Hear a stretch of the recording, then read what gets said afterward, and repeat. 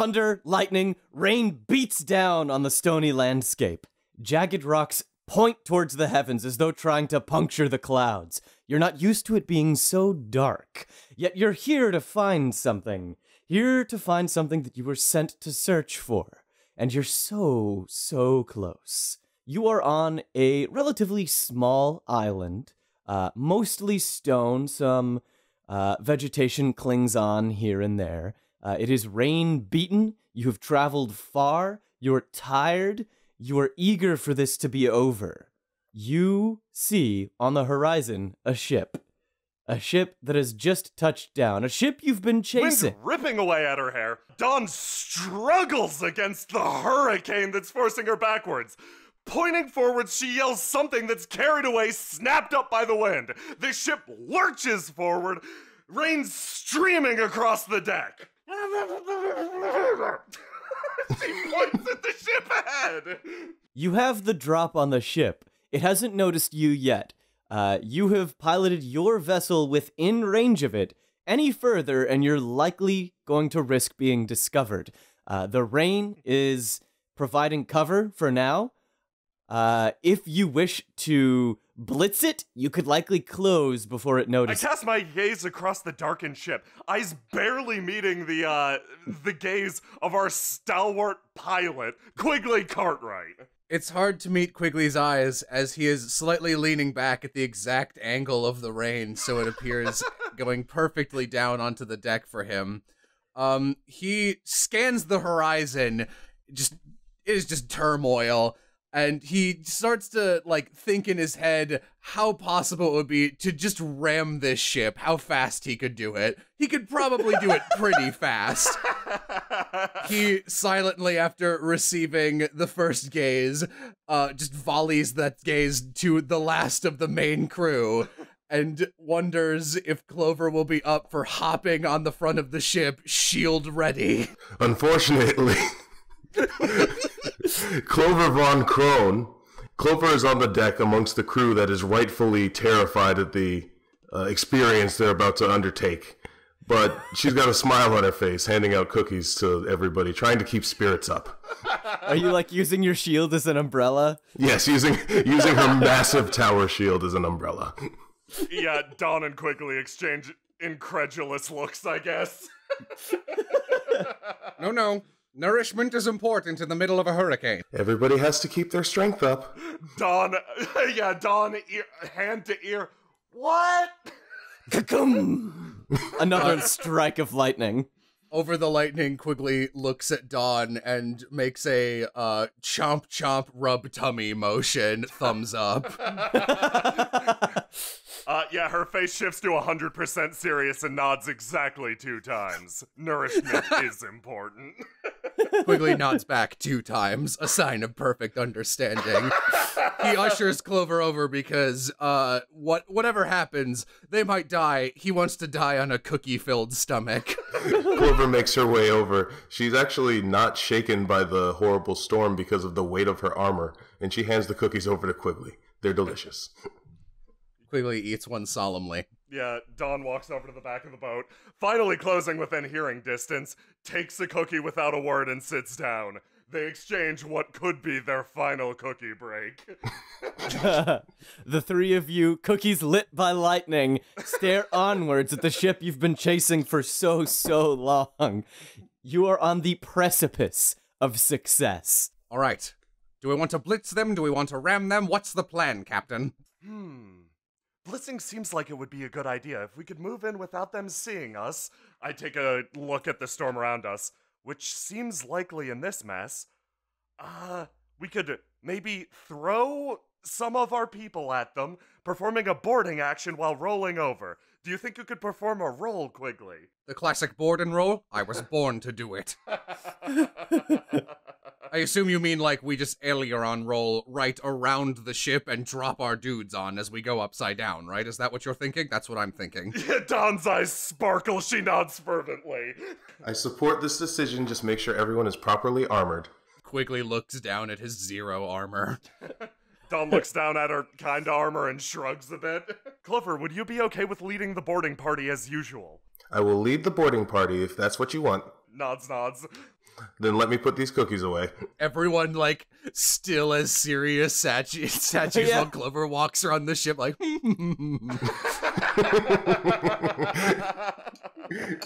Taking the few critical moments needed to properly recontain the cookies, the operation begins in earnest. The ship charges forward. So, what do you want out of this play? Or, sorry, so, what do you hope to accomplish? Quigley driving the ship is going to try and come up as fast as possible behind it, and then, like, come up around its side while turning our ship upside down over it, safely and surprisingly depositing a boarding party onto the ship. Alright, so you want to, like, spin over the ship, basically. Yes. Alright. Dude, Okay. I'm glad you read my mind on that. That's badass. And is Quigley the one in charge of this play? I think so. I think I'm doing the boating, so yeah. Okay. Mechanically, what would you like to get out of it? I would like to be stealthy and not seen beforehand and just get everyone on safely. Okay, basically. so like approach. Okay, I got you. Just get your crew onto the ship without being like fired on or anything like that. And Gotcha. I'm gonna go ahead and use one of my potential abilities, which is a new one. Ups and downs! Unnatural ability to weave through dangerous obstacles, no matter the chaos, especially vertical spaces. I think that applies. That absolutely applies. All right. If you fail, your ship will take some fire. Not only that, but some of the crew will not succeed in boarding.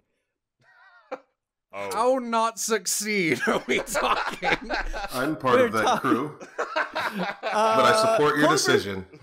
Clover will be fine, and Dawn will be fine. I assume that you Clover two will are be boarding. fine. She's too important to the story. Yeah. Clover and Dawn will successfully make it onto the ship, as well as a small handful of your crew members. But the ones not in that handful will maybe, like, go off the side, like, cling on to the enemy ship before slipping off into the darkness that falls infinitely. Some of them might just slam into the side of the ship as you, like, spin and they jump too early. Maybe it won't go super great. These are the risks we all take. I'm doing it. This is a 3-card challenge, so just to restate, if you succeed, you will sneak up on the ship and successfully board. If you fail, some of your crew will fall off the ship and your ship will take some fire. Alright, I'm revealing my cards. I got a 9 and a king. Okay, I got an ace, a 6, and a 3, and I crowned that ace with a 10, so I got Okay. 29. I crown my king then for combat, and I guess I will play a 10 for also 29. Ooh. So, immediately, the first play of the This game, is going. we have to escalate. Clover and Dawn exchange looks. So, the ship, you wheel in, zigzagging through the rain, slicing apart raindrops with the prow of your ship. You spin the wheel, and it goes vroom, and the ship just tilts up.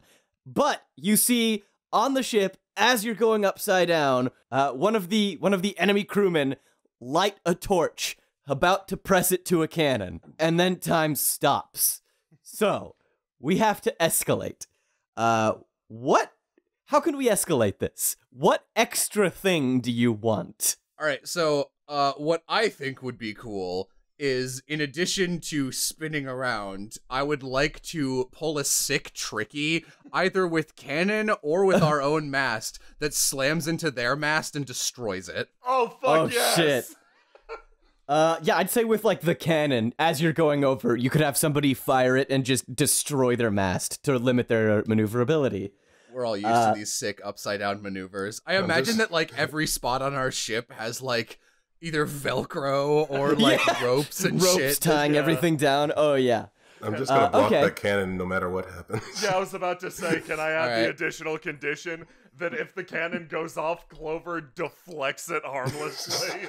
Yeah, if you guys succeed, Clover will deflect the cannonball harmlessly. Wait, harmlessly. I think we can merge these two ideas into Clover mid-fall deflects a shit. cannonball into their mast. Yeah! Yes. Okay, Here we yeah. go. So if your play succeeds, Clover will deflect the cannonball into their mast. If you don't succeed, Clover deflects the cannonball into their mast, but is also just rocked off of the ship. Just hit by the cannonball, the force sends her flying off of both ships. I always intended to die in service to my captain. I am ready. All right, I have 2 cards I can play. I have 1 card. Okay, I got a 6 and a 5. I got a queen, so if either you guys can assist, that would be cool. We can assist with a 2 or a 3, right? Correct. Yes, I have a 2. All right, yeah. Oh, I can assist as well, and thanks to my artifact, I can assist with a 4. Oh, cool artifact. Yep. All right, yeah. You hear the fish, and the ship below you rocks and smoke billows outward from the cannon as the projectile launches towards your ship.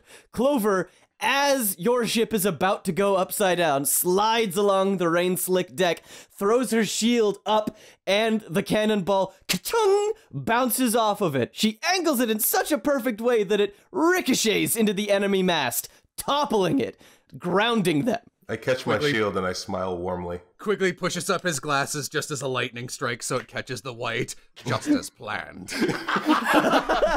Dawn claps loudly and cheers. And since that was part of your initial play, you board the enemy ship. Your crew members rain down upon it as part of the monsoon.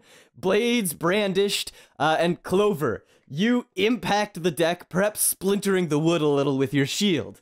And you stare down the enemy crew. And my crew is landing with me, right? Everybody landed safely? Correct.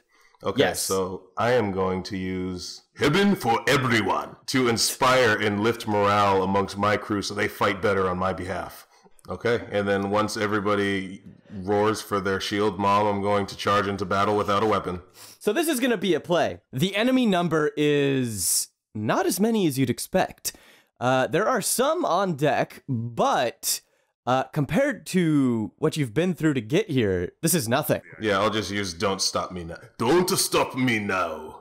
All right. What you, I assume, want out of this is to defeat everybody on the deck. Essentially. Okay. If you don't succeed, Clover, the thing that I'm sure you would like the least is you survive, you're fine, but all of your crew members end up getting killed. That would be worst case scenario. All of them on this one card play. Yeah. Holy crap. I'm ready to flip cards. Okay, here we go. I got a 2. I got an 8. So Yeah, you bulldoze through the enemy ranks. It's easy, almost suspiciously easy. And then you hear a song. You hear someone or something singing, and do I recognize the tune? you recognize this tune. This is the song you've been chasing. This is the tune that you've been the shadow of. But finally, you're about to catch it. You see somebody step up from below deck, just as the final pirate collapses before you.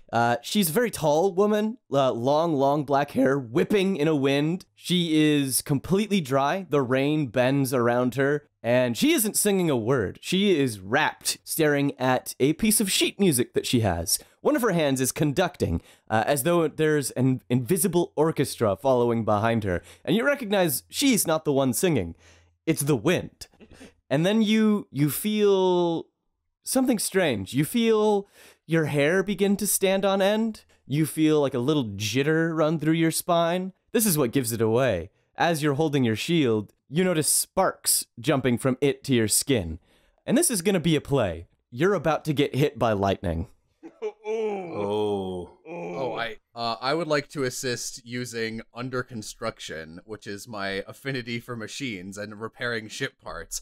I would like to, seeing the telltale signs as a navigator of a lightning strike imminent, dive the ship back, hit the part of their mast that is about to fall off, and strike it upward so briefly it becomes a lightning rod before it falls off the ship. Oh, shit. That's okay. so cool. That's really cool. This is going to be a 3-card play again. Yeah, so I guess if that doesn't work, then I'm just going to ready Death on 2 Legs, which is my just really hard to killness. Nice. Okay, so this is a 3-card play. If you succeed, Clover will not be hit by lightning and you will successfully ground the strike into the enemy ship.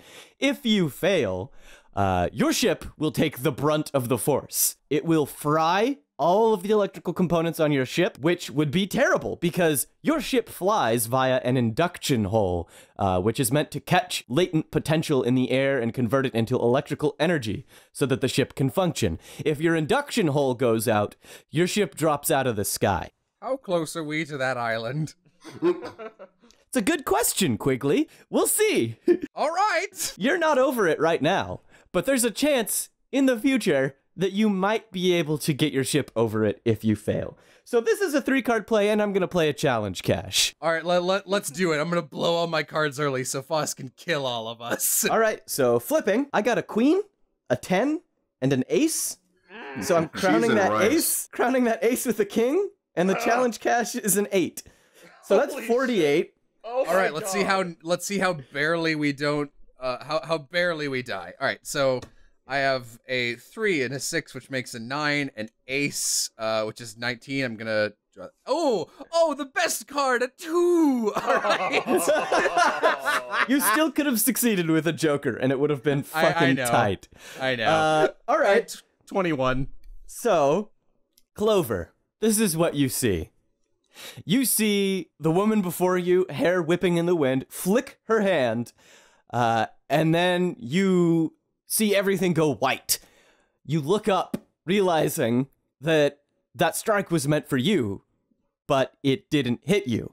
Quigley spun the wheel of the ship and sent it spiraling to catch, presumably, the strike before it hit you. You hear suddenly a loud ka-goof, and your ship is on fire. The ship that you just jumped from sparks, bursts into flames, and you see it with Don and Quigley and the rest of the crew start just drifting into the infinite dark beneath you. I'm jumping off after it. Yeah. I would also like to make a play. Okay. Just like our ship got taken down, I think I'm going to try to take their ship down as well. As our ship pitches to the side, you notice that Dawn is clinging to the front. In the air, individual motes of light hang, twitching, spinning like kaleidoscopes. They refract off of the raindrops that seem to pause in the air around her. Individual beams begin to charge, pointed at the induction hull of the ship to our side. All right, that's going to be a play. I'm going to help with this by initiating our double potential special. Oh, fuck yes! Oh, fuck. While I dive off, I'm going to change the nature of my shield to be crystalline, enhancing the beam as it fires at the opponent ship. All right, so if you succeed, you will just lance through the opponent's ship, causing it to split in half and topple into the dark with you. If you fail, you'll hit Clover. Okay. All right, let's flip. I got a 6, a 3, and a 4. Okay, I have a queen, a 10, and a king. And I'm giving a 3. I flip my potential cache, that is another king, and I reveal my other cache, that is a 10, that is a 50. Okay. Oh, and I'm gonna crown because this is an ability using my shield. Jesus, I wish Oh, you guys shit. saved some of that for helping me land the ship. Quigley says, gripping the wheel as you spin into the dark. But as you spin into the darkness, Clover leaping off the enemy ship with no ground to land on, plunging into the darkness with you. She uses her potential to shift her shield into a crystal-like structure. And Dawn, you conjure your strange magics and send a beam of light lancing straight for Clover.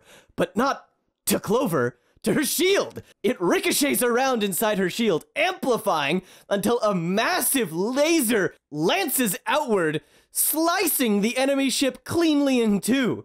Clover, you briefly see the long-haired woman gasp in surprise. The song stops for just a moment as the ship splits and her half begins toppling into the darkness with you. It doesn't look like she was ready for our combined technique. The various motes of light collapse, kaleidoscopes lancing forward. The moment they touch Clover's shield, they simultaneously yell, Under pressure. The That's ship awesome. is divided in two. Then everything goes dark. Quickly, you may have been right.